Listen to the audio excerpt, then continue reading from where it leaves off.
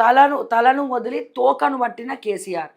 సరేరా బై, కేసీఆర్ తెలంగాణ ద్రోహం చేసిండు, అందుకే కదా ఉద్యమకారులను పక్కన పెట్టిండు, కృష్ణా జలాల వాటర్ తేల్చలే, జగన్మోహన్ రెడ్డితో కలిసి చేపల పులుసు తిన్నాడు అనుకుందాం.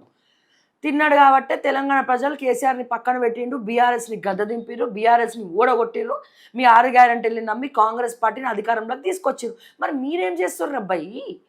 మీరేం చేస్తుర్రు? చంద్రబాబు నాయుడు దగ్గరకు పోయి చెక్క భజన చేస్తున్నావా?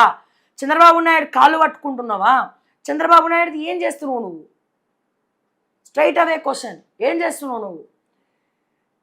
అయిపోయింది కేసీఆర్, అయిపోయిన చరిత్ర పుటంలో కేసీఆర్ 3 అక్షరాలు నిలబడ్డది, కథం ఓడిపోయిండు, కథం అయిపోయింది. మళ్ళీ కేసీఆర్ బయటకు వచ్చే వరకు ఇవాళ ఇన్ని డైలాగులు చెప్పి సోషల్ మీడియాలో ప్రచారం చేశారు కదా బీఆర్ఎస్ వాళ్ళు. కేసీఆర్ వస్తుండు, జలాల గురించి మాట్లాడుతుండు, అసెంబ్లీకి అడుగు పెడుతున్న కేసీఆర్.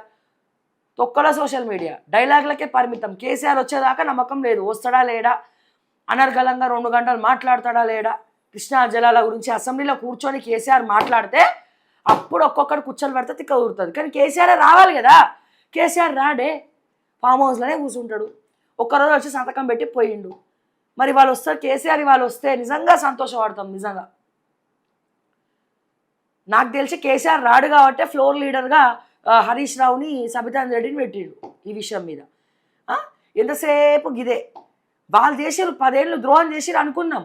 ఇప్పుడు మీరు చేయండి, మీరు మంచిగా చేయండి, మన తెలంగాణ అస్తిత్వాన్ని కాపాడండి, తెలంగాణకి రావాల్సినవి గుంజి తీసుకురండి. గది శాత కాదు.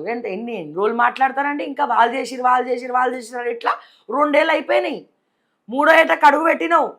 చూస్తూ 2026 డిసెంబర్ 9 కూడా వస్తుంది. తెలంగాణ ప్రజల కోసం, తెలంగాణ కోసం నువ్వు ఆలోచించినటువంటి రోజున రేవంత్ రెడ్డి గారు తెలంగాణ ప్రజలే నీ కోసం ఆలోచిస్తారు. నువ్వు ఏ రోజైతే తెలంగాణ ప్రజల్ని పక్కన పెట్టి, తెలంగాణ సంక్షేమాన్ని పక్కన పెట్టి, తెలంగాణ క్షేమాన్ని పక్కన పెట్టి చంద్రబాబు నాయుడు కాళ్ళు మొక్కినవో, నువ్వు ఎప్పుడెప్పుడు వెళ్ళిపోతావా అని తెలంగాణ ప్రజలే పూజలు చేస్తారు. గుర్తుపెట్టుకో, రాసి పెట్టుకో.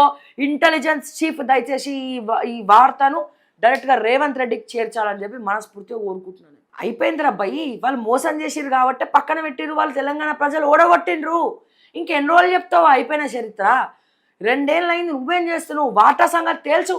ఒక్కరోజు ఏదో మంగళారతులు పెట్టి చంద్రబాబు నాయుడిని రప్పించడం హైదరాబాద్కి.